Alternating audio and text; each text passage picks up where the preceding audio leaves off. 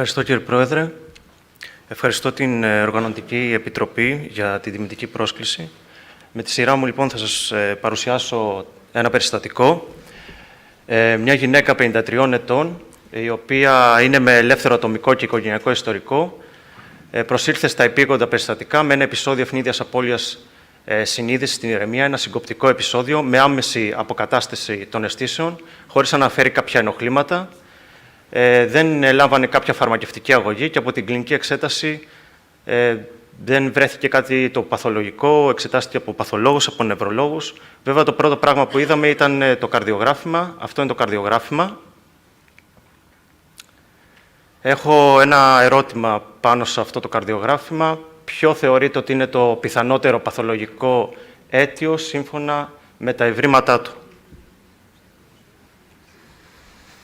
Είναι υπερτροφική μυοκαρδιοπάθεια, αριθμιογόνος δυσπλασία δεξιάς κοιλίας, σύνδρομο μακρού QT, σύνδρομο Μπρουγκάντα ή υπερασβεστιαιμία.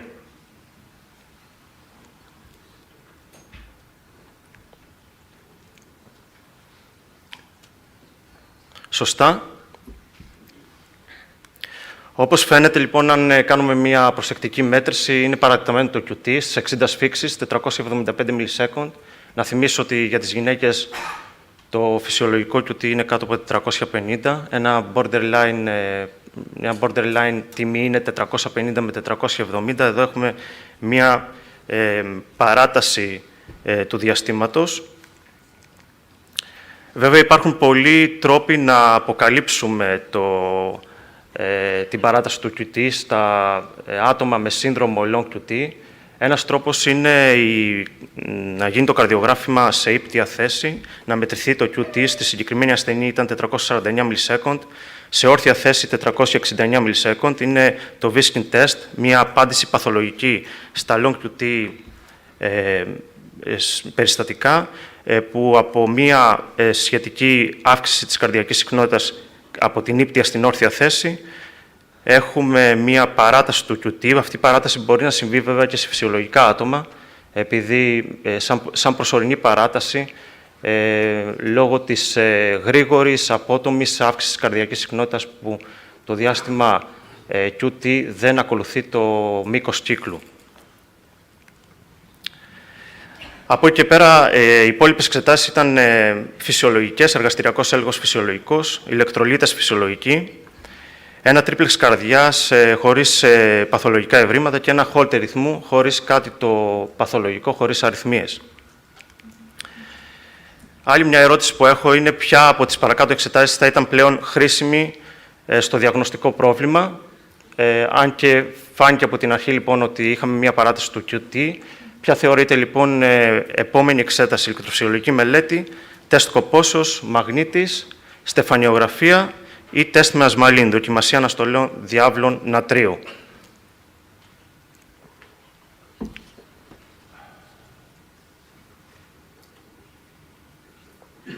Να δούμε την απάντηση.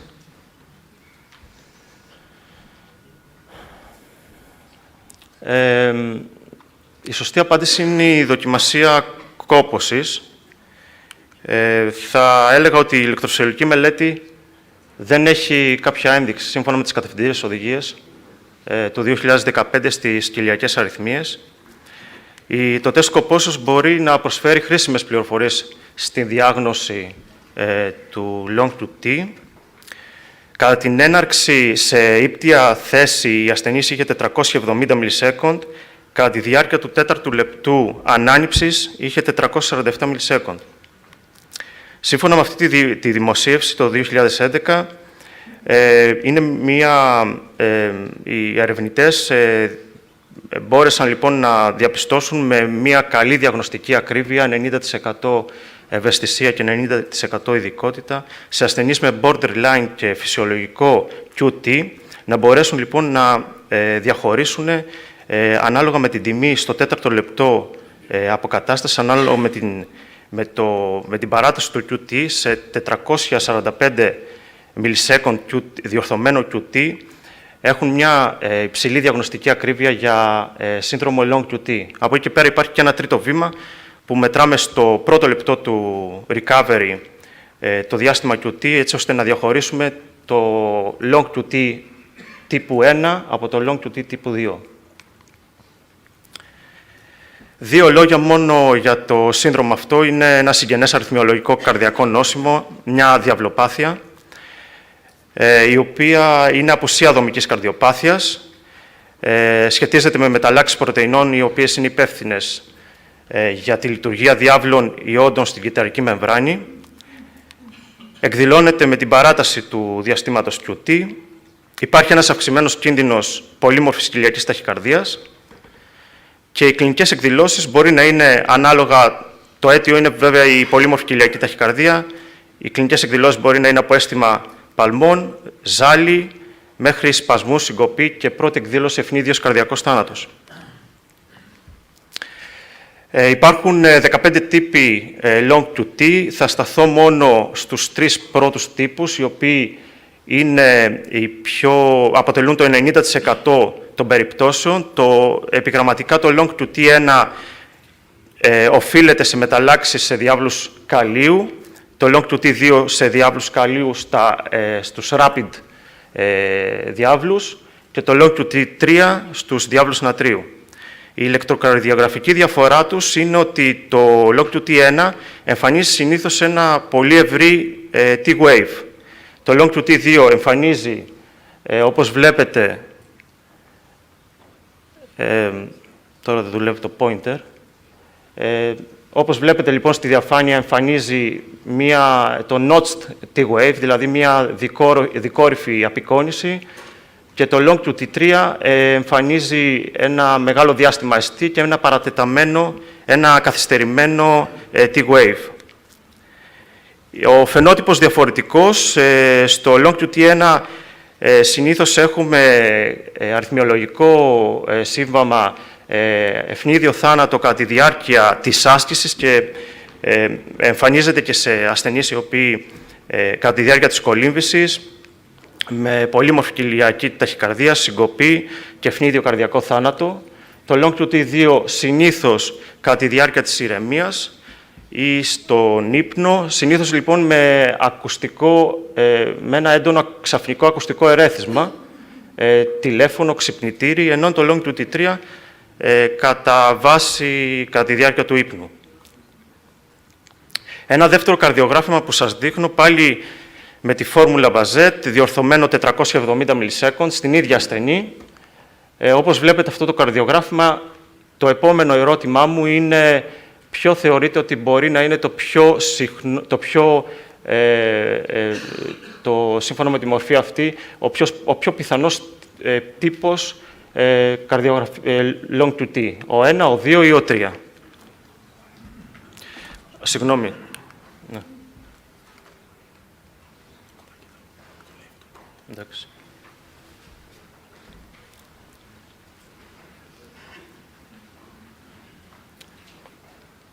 Να δούμε την απάντηση. Είναι ο 2. Είναι λίγο δύσκολη η ερώτηση, αλλά αν δούμε σε αυτή τη διαφάνεια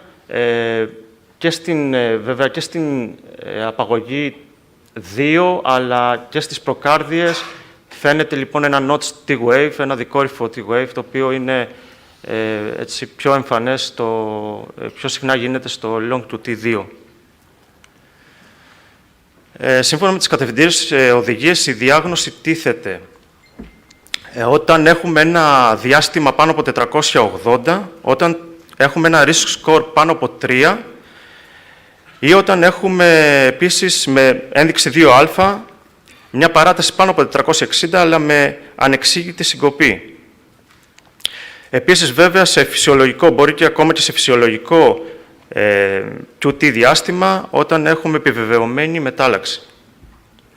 Και όταν αναφέρομαι στο risk score, αναφέρομαι στα διαγνωστικά κριτήρια του SVART score, τα οποία είναι αναθεωρημένα το 2011. Υπάρχουν πολλά στοιχεία, δεν θα σταθώ αναλυτικά, ηλεκτροκαρδιογραφικά στοιχεία.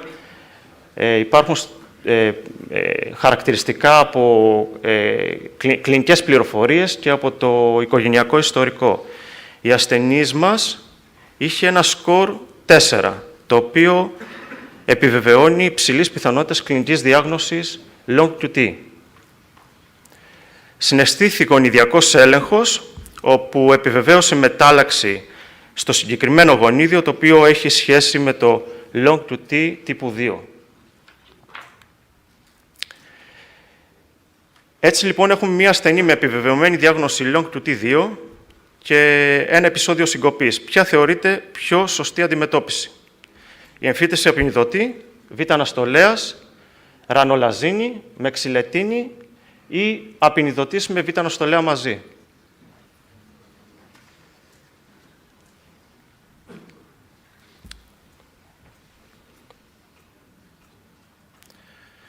Η απάντηση...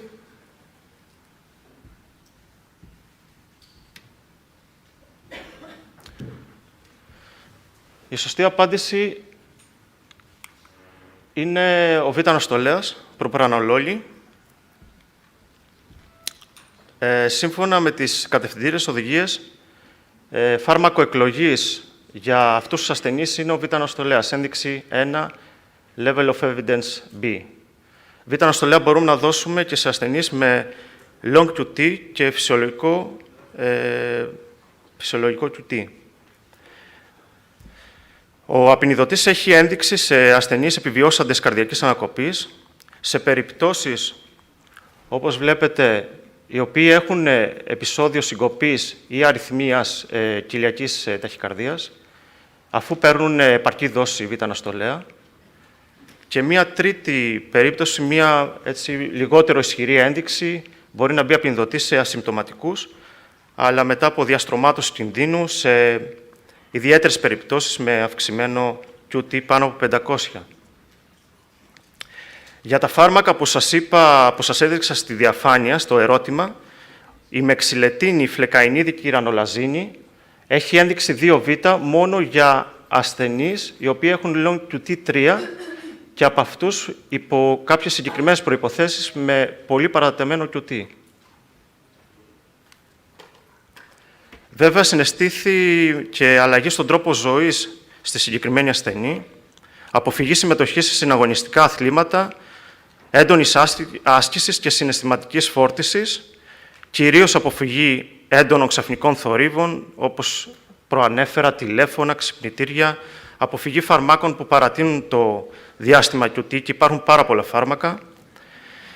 Και από εκεί και πέρα, έλεγχος, διατήρηση φυσιολογικών επιπέδων ηλεκτρολιτών. Προσοχή, λοιπόν, σε περιπτώσεις που έχουμε εμέτους γαστεντερίτιδες. Είναι η τελευταία μου ερώτηση. Ποιο από τα παρακάτω φάρμακα πρέπει να αποφεύγει η ασθενής? Σιταλοπράμι, κλαριθρομικίνη, ομεπραζόλη, σοταλόλη ή όλα τα παραπάνω?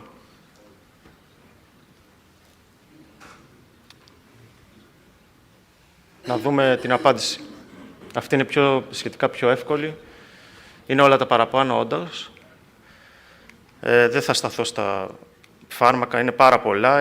Από τις κατευθυντήριες οδηγίες, η ιστοσελίδα είναι αυτή που πρέπει να αποφεύγουμε. Τελειώνω με αυτή τη διαφάνεια, η οποία δείχνει ότι πρέπει να είμαστε πάρα πολύ προσεκτικοί.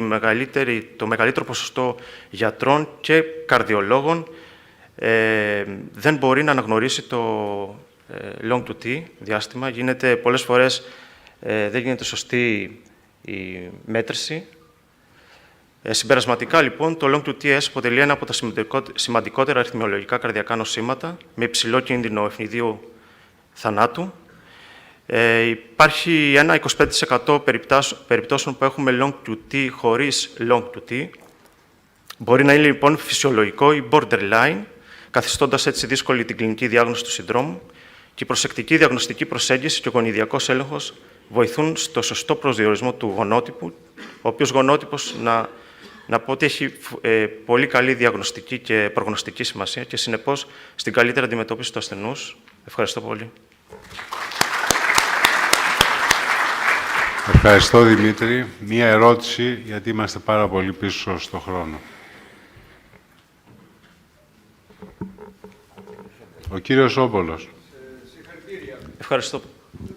Μας είπατε σε τι κατάσταση συνέβη στην κυρία το συγκοπτικό, σε προσπάθεια ή σε ηρεμία? Συγγνώμη, αν το παρέλειψα, σε ηρεμία. Ήταν στο σπίτι της, σε ηρεμία. Ναι, έχει συζητηθεί αν έχετε τα διάφορα QT κάποια, ότι αν έχει συζητηθεί ότι για το ένα είναι καλύτερο τάδε β' μπλόκερ, για το 2 κάποιος άλλο β' μπλόκερ, έχει γίνει τέτοια συζήτηση? Όχι, δεν το έκανα. Μπορώ να σας πω ότι Όχι. συνήθως... Έχουν γίνει θετικές... Ναι, υπάρχουν. Η β' αναστολής συνήθως η προπρανολόλη και η ναντολόλη. Υπάρχουν μελέτες. Έχει δείξει υποτροπές, δηλαδή η χορήγηση μετοπρολόλης, λοπρεσόρ, έχει δείξει κάποιες υποτροπές, δηλαδή δεν πιστεύω ότι είναι καλύτερα φάρμακα. Ευχαριστώ. Ευχαριστώ, Δημήτρη. Ήταν πολύ ωραία η ομιλία. Πολλές φορές θα